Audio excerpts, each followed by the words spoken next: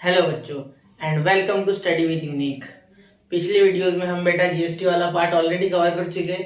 इस वीडियो में हम कवर करने वाले हैं जो हमारा थोड़ा सा इसमें शेयर मार्केट रिलेटेड पार्ट जो दिया हुआ है फाइनेंशियल प्लानिंग में, जो कि इसका सेकंड पार्ट है चैप्टर का। फर्स्ट पार्ट पूरा जीएसटी हो गया बेटा।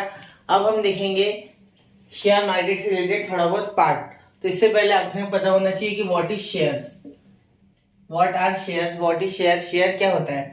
तो शेयर यानी बेटा कोई भी कंपनी होती है ना बड़ी, जैसे ले लो टाटा महिंद्रा, या कोई भी बड़ी कंपनी है जैसे आप पार्ले जी, उसकी कंपनी है मारिको। तो ऐसे बहुत सारी कंपनीज है जो शेयर मार्केट तो आजकल हर एक ने सुना होगा। तो शेयर मार्केट में सारी कंपनीज थोड़े बहुत अपने 2 से 3% या कोई 10% 20% ऐसे शेयर बाहर रखती है, मतलब उनको पब्लिक शेयर बोला जाता है। ठीक है, तो हमारे टेक्स्ट बुक में बहुत सारे इसके बारे में दिया हुआ है, इतना सारा थ्योरी है, वो थ्योरी में जाके कोई फायदा नहीं है। सही बात बोलूं तो अब हमें सिर्फ अगर एग्जाम रिलेटेड टॉपिक से वही हम कवर करने वाले हैं, और उसमें आपको पूरे न्यूमेरिकल्स आ जाएंगे। उसका टेंशन मत लेना, सिर्फ उतनी थ्योरी पढ़ना मत और पीछे मत लगना उस थ्योरी के, वरना वो थ्योरी करते करते ही दिमाग का दही हो जाएगा, वैसा मत करना। ठीक है, तो देखो अब हमें बोर्ड्स के हिसाब से करने के लिए शेयर्स पता होना चाहिए। व्हाट इज शेयर, शेयर समझ गए। कोई भी कंपनी की जो भी वैल्यू होगी, सपोज 100 रुपए है मेरे पास, तो मैं उसके 100 शेयर बनाऊंगा। तो एक शेयर कितने होगा, 1 रुपए का। बस ऐसी किसी भी कंपनी की वैल्यू उसको डिवाइडेड बाय उसके नंबर ऑफ शेयर्स, समझ गए बस। और ये शेयर की वैल्यू कम ज्यादा होती है तो वो कैसे होती है वो भी देखेंगे। ठीक है, अब देखो शेयर की 2 प्रकार की वैल्यू होती है।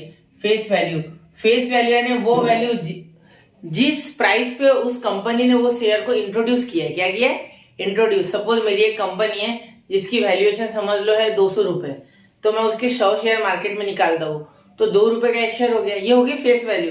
अगर बाद में और शेयर की डिमांड बढ़ती है तो उस शेयर की मार्केट वैल्यू बढ़ जाएगी, और अगर उसकी डिमांड घटती है तो फेस वैल्यू से भी वो डाउन हो जाएगा, जिससे कि मुझे क्या होगा, लॉस होगा। चलो वो भी आपको बताता हूँ धीरे धीरे, पहले एक स्टेप चलते। फेस वैल्यू समझ गया ना आपको, क्या है कि introductory price of the share is called face value. ठीक है, अब market value, market value can increase बेटा, इट कैन इंक्रीज और कैन डिक्रीज। मींस ऐसी वैल्यू जिस वैल्यू को एक तो आप बढ़ाएंगे, एक तो मार्केट ही बढ़ाएगा या मार्केट ही घटाएगा। मार्केट यानी कौन, कस्टमर, सीधी सी बात है ना।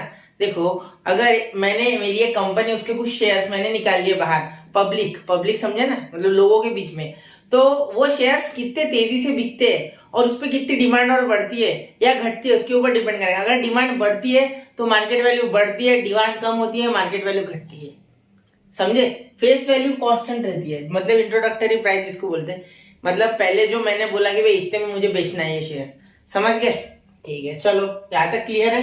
हाँ, और डिविडेंड देखो, व्हाट इज डिविडेंड। अगर मुझे नेट प्रॉफिट होता है, कंपनी का जो भी नेट प्रॉफिट होता है बेटा, नो भी नेट प्रॉफिट, समझ लो मुझे इस साल 200 रुपए की मेरी कंपनी, उस पर 100 रुपए प्रॉफिट हो गया, 100 रुपए, तो मैं मेरे जो शेयर होल्डर्स है, शेयर होल्डर्स मतलब जो लोगों ने मेरे शेयर्स खरीदे, उनके बीच में थोड़ा बहुत उसका अमाउंट क्या करूंगा, डिवाइड कर दूंगा, और उनको भी प्रॉफिट में हिस्सेदार बनाऊंगा, हमारे प्रॉफिट में उनको भी हिस्सेदार बनाऊंगा, उसे बोला जाता है डिविडेंड, समझे। मतलब प्रॉफिट का हिस्सा मिलना उसे बोला जाता है डिविडेंड, इतना याद रखना। ठीक है, क्लियर है यहाँ तक। चलो इसमें कुछ फॉर्मूलाज है, आपको ये 4 टर्म समझ गए, यहाँ मैं कुछ लिखता नहीं हूँ, सिर्फ मैंने ऐसे बोल दिया, आप इतना समझ लेना। ठीक है, शेयर यानी उसका एक भाग, उसका एक पार्ट उस कंपनी के शेयर का। ठीक है, दूसरा फेस वैल्यू, फेस वैल्यू यानी हमारी इंट्रोडक्टरी प्राइस।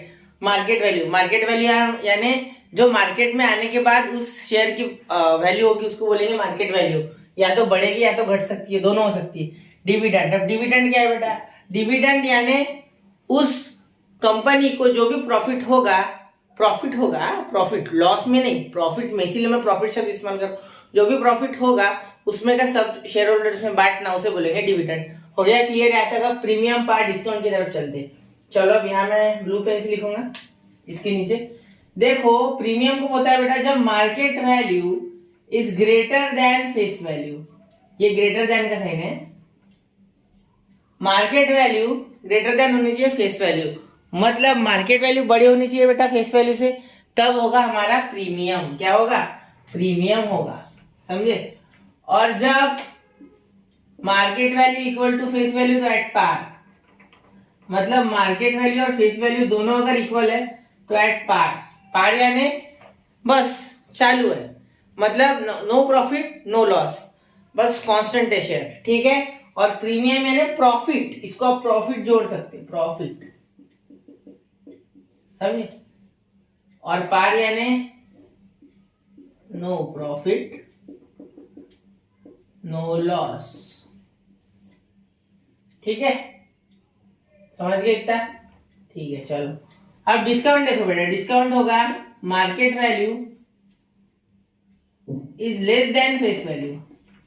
मैंने बोला ना कि मेरी कंपनी है, मैंने शेयर निकाला 2 रुपए का एक, और बिका ही नहीं भाई वो, तो उसकी वैल्यू घट गई, समझे। मार्केट में निकालने के बाद बिकी नहीं तो वैल्यू घट गई उसकी, तो वैल्यू घट गई मतलब मैं लॉस में हूं, ठीक है। तो देखो मार्केट वैल्यू जो है वो कम रहेगी फेस वैल्यू से, मतलब मार्केट वैल्यू घसर गई। सपोज कंपनी ने शेयर निकाला तो 100 रुपए का, उसकी प्राइस मार्केट में आने के बाद 80 हो गई, मतलब लॉस में है वो, कंपनी काय में है, लॉस में है, समझे। मतलब ये डिस्काउंट, डिस्काउंट कब होगा, मार्केट वैल्यू घट जाएगी और फेस वैल्यू ज्यादा रहेगी। ये ग्रेटर देन लेस देन वाले साइन है, देखो ये दो जिसके तरफ डंडिया है वो बड़ा है, इसके तरफ 2 डंडिया है, फेस वैल्यू इधर बड़ी, समझे, एक डंडी वाला छोटा, समझे, ठीक है। ये होगा लॉस, क्या होगा, लॉस। यहां तक क्लियर है, समझ गए इतना, समझ गया ना पूरा। देखो पूरा आपको मैंने कॉन्सेप्ट समझा दिया, इसके ऊपर ज्यादा जाना मत इसमें डिटेल में। और भी है ब्रोकरेज वगैरह, वो ब्रोकरेज हम अभी देखते हैं, अभी इसके ऊपर 2-4 एग्जांपल्स ले लूं, ठीक है। चलो अब इसमें कुछ फॉर्मूलाज भी है, वो फॉर्मूलाज लिख के दे देता आपको अभी। तो देखो बेटा ये हमारे फॉर्मूलाज से रिलेटेड जो मैंने आपको अभी भी बताए, तो ये 4 फॉर्मूलाज अगर आपको आते हैं तो आपको पूरी एक्सरसाइज आ जाएगी 4.3 जो है आपके इसमें, ठीक है। देखो सबसे पहले बेटा सम इन्वेस्टेड, मतलब मैंने कितना पैसा लगाया, कंपनी में कितने शेयर खरीदे। देखो मैंने आपको पहले बोला था जिस वैल्यू पे शेयर मिलते हैं उसको बोलते हैं बेटा मार्केट वैल्यू, और जितना नंबर ऑफ शेयर बढ़ेंगे उतने ही हमारे पैसे भी ज्यादा देने होंगे। जैसे एक शेयर सपोज 10 रुपए का है और मुझे वैसे 3 शेयर चाहिए तो मुझे 30 देने होंगे, लेकिन भाई मुझे 10 चाहिए बेटा तो 10 से 100, समझ रहे हो, बस पकड़ में आनी चाहिए बातें। Sum invested is equal to MV into number of shares. ये चैप्टर बहुत से बच्चों को बहुत ही डिफिकल्ट जाता है, इसलिए मैं बता रहा हूँ market value is the value of the share when the share is available to purchase, मतलब जब परचेस में आएगा वो शेयर, मार्केट वैल्यू तब होगी ना उसकी। अगर वो कंपनी अपने पास ही रख रही तो कहां से मार्केट वैल्यू, समझे। तो मार्केट वैल्यू कौन सी वैल्यू, जो शेयर की मार्केट में आने के बाद होती है। फेस वैल्यू यानी इंट्रोडक्टरी प्राइस, जिसपे कंपनी उसे इंट्रोड्यूस करती है, ठीक है। अब देखो डिविडेंड पर शेयर, अब डिविडेंड क्या पे देती कंपनी, डिविडेंड किस पे देती, dividend per share equals to face value, किस पे देगी, फेस वैल्यू, मतलब जो कंपनी ने इंट्रोडक्टरी प्राइस रखा था उस पे, into rate of dividend upon 100। ये रेट ऑफ डिविडेंड क्वेश्चन में दिया रहेगा, ठीक है, रेट ऑफ डिविडेंड क्वेश्चन में दिया होगा आपको, ठीक है, अपॉन 100, मतलब फेस वैल्यू का जितना भी होगा, जितना भी बनता है उस हिसाब से हम आपको रेट ऑफ डिविडेंड के हिसाब से डिविडेंड पर शेयर मिलेगा।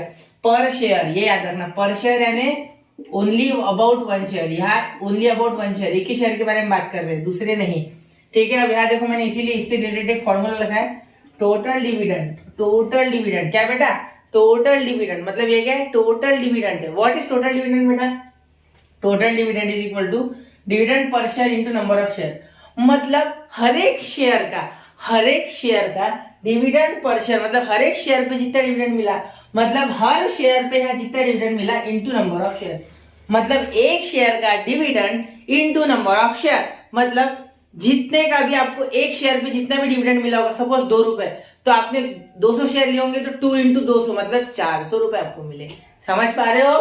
चलो फिलहाल है, ठीक है। Rate of return, what is rate of return, अब रेट ऑफ रिटर्न क्या होता है, रेट ऑफ रिटर्न है ना, रिटर्न वापस मिलना चाहिए ना पैसा। अब कोई कंपनी में पैसा लगा रहा है, आपके मेहनत का पैसा लगा रहे हैं, खून पसीने का जो भी आप लगाते होंगे, ठीक है, तो उस हिसाब से आपको रिटर्न भी मिलना चाहिए कुछ उसका।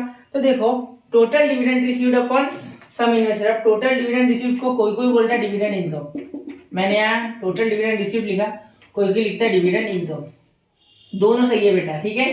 Total dividend received into some invested upon 100, मतलब आपको जितना भी डिविडेंड मिलता है, रेट ऑफ रिटर्न क्या पे डिपेंड करेगा, मतलब कितना रेट, आपको कितने रेट से पैसा वापस मिला, तो जितना भी आपको टोटल डिविडेंड मिला, डिविडेंड इनकम हुआ, इस डिविडेंड पे आपको कंपनी ने कितना प्रॉफिट कमाया और उसके ऊपर आपको कितना दिया, ठीक है, अपॉन सम इन्वेस्टेड, मतलब आपने जितना भी लगाया हर कोई चाहता है कि अगर मैं 100 रुपए लगाऊं तो मुझे 200 मिल जाए, मुझे 1000 मिल जाए, चलेगा। लेकिन 100 के अगर मुझे कोई 80 करके दे रहा, मतलब घटा के नहीं मिलनी चाहिए वैल्यू, वैल्यू हमेशा बढ़ा के मिलनी चाहिए। तो रेट ऑफ रिटर्न हमेशा बड़ी भी प्रॉफिट पे आएगा। जैसे देखो टोटल डिविडेंड रिसीव्ड सम इन्वेस्टेड, अब सम इन्वेस्टेड अगर सपोज मैंने 100 रुपए लगाए, मुझे 200 रुपए मिल गए, तो 100% रेट ऑफ रिटर्न, मतलब 100 लगा के 100 एक्स्ट्रा मिल गया, मतलब 200 मिले ना। 100 के कितने हो गए 200, तो 200 मतलब डबल मिल गया, डबल, समझे ना, एक का डबल, 21 दिन में पैसा डबल। फिर एरा भी नहीं चालू है, मैं बता रहा सी, ठीक है। Total dividend received upon sum invested into 100, समझ पा रहे हो? चलो ठीक है, मिटा दूं?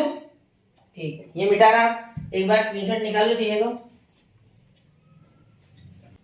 तो चलिए बच्चों अब बढ़ते हैं क्वेश्चंस की ओर। अब ये क्वेश्चंस क्या है, अब मैंने दो क्वेश्चंस लिए, एक थोड़ा इजी लिया, एक थोड़ा डिफिकल्ट लिया है, ठीक है। दो क्वेश्चंस में आपको पूरा क्लियर हो जाएगा क्या क्या है, ठीक है। दो क्वेश्चंस करेंगे सिर्फ, आपको 10 मिनट लूंगा आपके ज्यादा इसके बाद। तो देखो, mister Ganesh buys shares of MV of ₹100, he buys 100 shares, find sum invested by mister Ganesh. अब देखो एमवी मार्केट वैल्यू बेटा 100 है, सॉरी ₹10 है, 100 नहीं है। और नंबर ऑफ शेयर्स कितना है बेटा, नंबर ऑफ शेयर्स 100 है, कितने 100 रुपीज, सिर्फ 100। चलो देयरफॉर सम इन्वेस्टेड का formula, sum invested is equals to MV into number of shares, MV into number of shares, तो क्या हो जाएंगे 10 इंटू 100, कितने हो जाएंगे बेटा ₹1000, ₹1000, समझ गए? मतलब ओनली ₹1000 उसने इन्वेस्ट किए। अब यहाँ अगर बोलता कि उसकी एफवी कुछ थी, फिर एमवी कुछ हुई, तो वहां हमें प्रॉफिट या लॉस भी निकालने को बोल सकते हैं, मतलब प्रीमियम पे शेयर पार पे है या डिस्काउंट पे, आपको पता ही होगा। अगर सपोज और एक क्वेश्चन यहाँ ले लेता हूँ मन से, इजी होगा ये। एक शेयर है ए जिसकी एमवी है बेटा ₹10 और एफवी है बेटा ₹12, कोशिश करो करने की। तो यहाँ MV is less than FV, FV बड़ी है एमवी छोटी है, तो यहाँ क्या हुआ बेटा डिस्काउंट हुआ, क्या हुआ डिस्काउंट, समझे? बस ये क्वेश्चन आपको आ जाएगा, इसलिए मैंने इस टाइप के लिए नहीं, ये आसान है, ठीक है, ये समझ गया ना।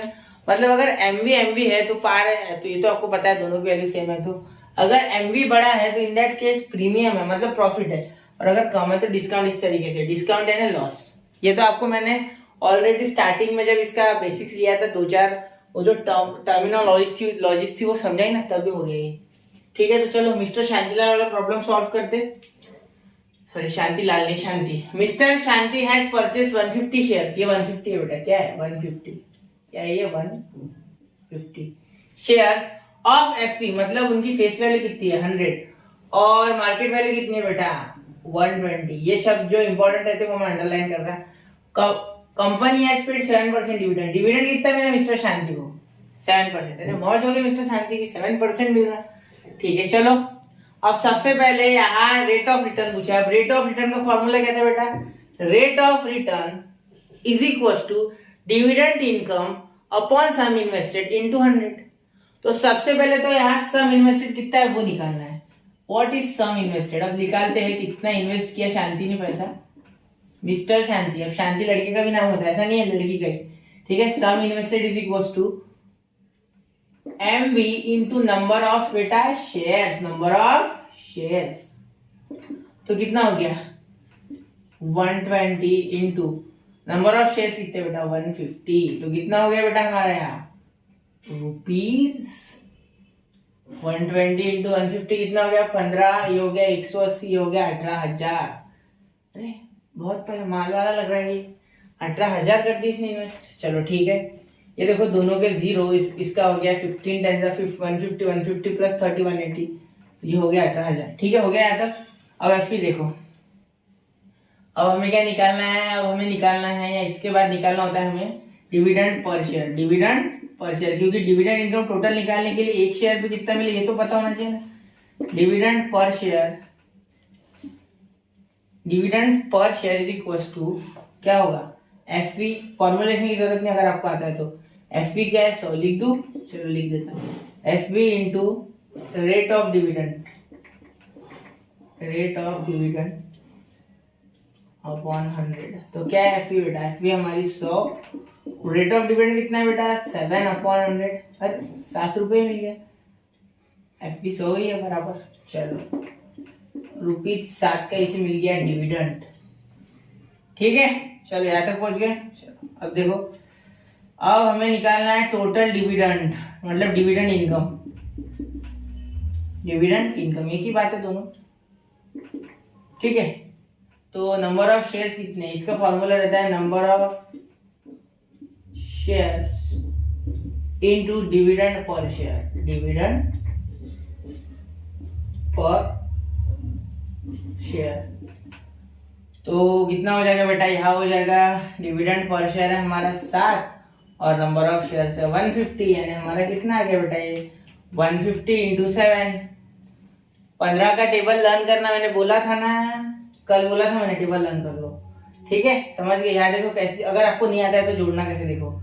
यहाँ 15 यानी 10 और 5, 7 70 और 7 5 35। 70 प्लस 35 कर लेना, आपको आंसर मिल जाएगा, जो कि आपका 105 रुपीज। इतना इसे डिविडेंड इनकम हो गया। समझ गए क्या? ठीक है, चलो अब क्या निकालना है हमें, रेट ऑफ रिटर्न। अब रेट ऑफ रिटर्न का फॉर्मूला सबको आता है, मैंने बताया था 10 मिनट पहले ही। The rate of return equal to dividend income upon क्या, डिविडेंड इनकम अपॉन क्या बेटा, dividend income upon sum invested. Starting में भी बताया, ये क्वेश्चन चालू करने से पहले अब जगह नहीं बची हमारे पास। इनटू 100 क्या है आपको दिख रहा है, एक बार देख लूं। चलो दिख गया आपको, तो अब ये मिटा दूं क्या, ये क्वेश्चन आपका हो गया होगा ना। चलो ये मिटा देता, यहाँ ही करता सॉल्व, यहाँ कर दूं। चलो थोड़ा गंदा हो गया, कपड़ा दिखने। चलो rate of return dividend income, rate of return निकाल के इसका ROR लिख दूं, रेट ऑफ रिटर्न। तो इसमें मैंने ROR ही लिखा है। Rate of return dividend income कितना है बेटा, डिविडेंड इनकम आया 1050 अपॉन सम इन्वेस्टेड कितना है बेटा 18,000। तो ये हो गया हमारा 18,000 रुपया और इंटू 100 हो गया, तो 0 कट गया। ठीक है, तो 180 से इसको 0 पे कट गया ये। तो 18 के टेबल में तो नहीं आता ये, दोनों शायद 3 के टेबल में आते हैं। 3 3 जा 9, 3 5 जा 15, 3 6 जा 18। अब इसको 6 से काटेंगे तो 6 5 जा 30 और फिर आता है देखो ये ऐसे, समझ नहीं पा रहे, 6 5 जा 30, यहाँ आ गया बेटा 5। ठीक है, यहाँ आ गया पॉइंट, यहाँ आ गया 0। 6 के टेबल में 6 8 जा 48, ये 2 ये 20, 6 3 जा 18। तो 5.83% ये आ गया हमारा रेट ऑफ रिटर्न। समझ गए? पूरा मैंने सॉल्व कर दिया। देखो पहले से 150 शेयर्स थे, 100 रुपए फेस वैल्यू थी, मार्केट वैल्यू 120 थी। तो पहले सम इन्वेस्टेड निकाला, फिर डिविडेंड पर शेयर निकाला, फिर डिविडेंड इनकम निकाला, जो कि टोटल डिविडेंड रिसीव्ड है उसे, वो हमें मिल गया 1050। उसके बाद हमने निकाला रेट ऑफ रिटर्न, जो कि dividend income upon sum invested है, इनटू 100। तो यहाँ हम रेट ऑफ रिटर्न निकालेंगे, जो कि हमारा है 1050 अपॉन 18,000। तो यहाँ 2 0 इसके साथ कट गए, 1 0 इसके साथ कट गया, मर गई है यार सारे। अब देखो 18 से इसको डिवाइड करना था, तो पहले इसको मैंने डिवाइड किया 3 से, 3 6 जा 18, 3 से इसको किया बेटा 35 आया। ठीक है, क्योंकि 3 3 जा 9 और 3 5 जा 15, इस हिसाब से फिर इसको डिवाइड किया तो क्या है 5.83। तो यही हमारा ये लेक्चर होता है खत्म। और इसी के साथ मिलते हैं अगले वीडियो में, तब तक के लिए पढ़ते रहिए, आगे बढ़ते रहिए। जय हिंद, जय भारत।